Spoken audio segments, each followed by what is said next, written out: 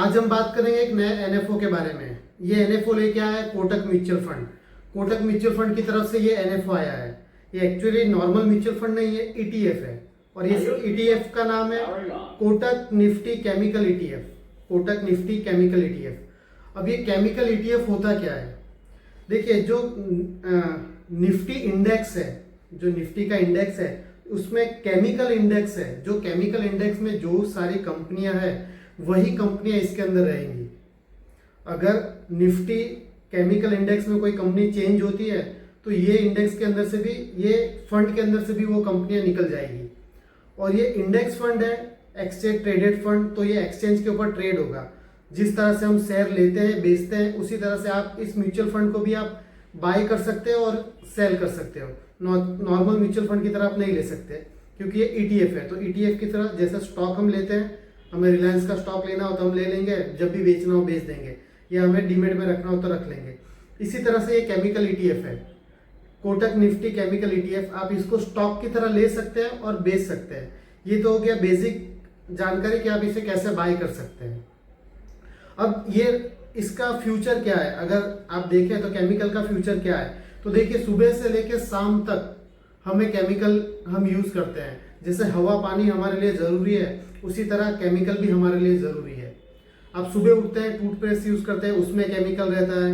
आप खाने पीने की चीज यूज करते हैं, उसके अंदर भी केमिकल रहता है। बहुत सारे ऐसे केमिकल होते हैं जो हमारे फूड को बिगड़ने से बचाते हैं। या कुछ केमिकल ऐसे है, जैसे पेंट की बात कर लेते हो तो घर में पेंट होता है, तो पेंट कलर के अंदर केमिकल यूज होता है। आप गाड़ी की बात कर ले, या XYZ जिस भी फील्ड के अंदर जो भी आपके दिमाग में आता है, हर फील्ड में केमिकल कहीं ना कहीं पे यूज है। और ये सेक्टर आने वाले टाइम में और बढ़ेगा, क्योंकि केमिकल का जो यूज है वो दिन ब दिन बढ़ते जा रहा है। फार्मा के अंदर आप दवाई बनाते हैं, उसके अंदर भी केमिकल यूज होता है। तो हर तरह की चीजों में केमिकल यूज होता है। तो आने वाले टाइम में इसका स्कोप है। और बात कर लेते हैं कि अगर दुनिया के बारे में, दुनिया में हम कहाँ खड़े हैं, तो वर्ल्ड के अंदर 6ठे नंबर पे हम केमिकल प्रोड्यूस करते हैं। वर्ल्ड में 6 नंबर का हम केमिकल प्रोड्यूस करते हैं। अगर एशिया की रैंक की बात करें तो हम प्रोड्यूस जो करते हैं वो 3rd लार्जेस्ट कंपनी है हमारी इंडिया में, मतलब सेक्टर वाइज। अगर कंज्यूमर प्रोडक्ट की बात करें, कॉमर्शियल प्रोडक्ट की बात करें, तो 80,000 से ज्यादा प्रोडक्ट जो है केमिकल बेस्ड कंपनियां बनाती है।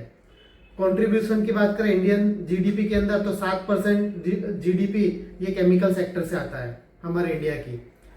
लार्ज अगर हम बात करते हैं एग्रो केमिकल के अंदर, तो दुनिया में हम 4थे नंबर की केमिकल प्रोड्यूस करते हैं, जो 4थे नंबर की है एग्रो केमिकल के अंदर। अब बात कर लेते हैं आने वाले टाइम में, तो एक स्टडी कहती है कि 2024 तक हम 1 ट्रिलियन यूएस 1 ट्रिलियन इकोनॉमी की साइज हो जाएगी, केमिकल सेक्टर की साइज होगी 2040 तक। सॉरी, 1 ट्रिलियन यूएसडी 1 ट्रिलियन की साइज हो जाएगी केमिकल सेक्टर का सिर्फ। तो ये एक है कि आने वाले टाइम में केमिकल सेक्टर बढ़ेगा।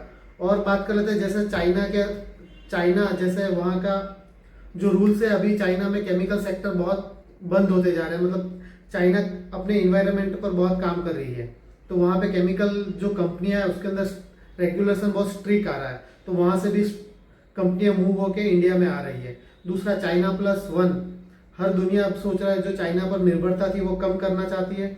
तो उसमें इंडिया काफ़ी अच्छे दुनिया की नज़र इंडिया पे है कि इंडिया में हम कंपनी लगाते हैं। सिर्फ चाइना पर निर्भर होना आने वाले भविष्य में खतरनाक हो सकता है। तो एक ये कारण हो गया, प्लस कोरोना हुआ, उसकी वजह से भी चाइना के ऊपर से लोगों का भरोसा उठ गया है।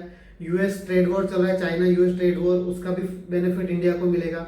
तो ऑल ओवर अगर देखा जाए तो केमिकल सेक्टर में आने वाले भविष्य में बहुत बड़ा डिमांड है। तो अगर आपका नजरिया है कि लॉन्ग टर्म में आप केमिकल सेक्टर में इन्वेस्टमेंट करना चाहते हैं, स्पेशली केमिकल सेक्टर में, तो आप ईटीएफ के थ्रू, इस ईटीएफ के थ्रू इन्वेस्टमेंट कर सकते हैं। अब थोड़ी ईटीएफ की बात कर लेते हैं कि ये ईटीएफ स्कीम की बात कर लेते हैं। तो स्कीम जो म्यूचुअल फंड कंपनी है वो कोटक म्यूचुअल फंड की तरफ से आ रहा है। स्कीम का नाम है Kotak Nifty chemical ETF fund. Investment objective की बात कर लेते हैं इसका, तो सेम जैसे नॉर्मल म्यूचुअल फंड का ऑब्जेक्टिव होता है, इसका भी यही ऑब्जेक्टिव है कि लॉन्ग टर्म में आपको प्रॉफिट बना के देगा, आपके पोर्टफोलियो का ग्रोथ लेकिन लॉन्ग टर्म में होगा। और यहाँ पे एक बात बता दूं, ये सबसे रिस्की फंड है।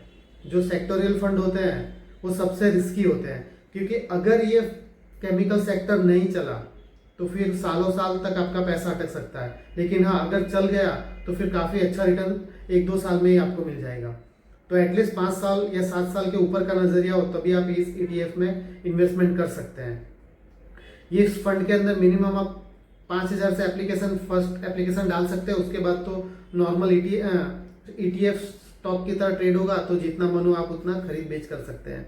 ये 23 अक्टूबर से चालू हो गया ऑलरेडी और 6 नवंबर को ये क्लोज हो जाएगा। तो ये इसके अंदर भी फंड मैनेजर होते हैं, पर फंड मैनेजर की इतनी इसके अंदर ज़रूरत नहीं पड़ती, क्योंकि ये सिर्फ जो इंडेक्स है उसको कॉपी करते हैं कि इंडेक्स के अंदर जो स्टॉक रहेगा उसको ये कॉपी कर लेंगे। फिर भी फंड मैनेजर की बात कर लूँ तो देवेंद्र सिंघल इसके फंड मैनेजर है, अभिषेक बैस इसके फंड मैनेजर है।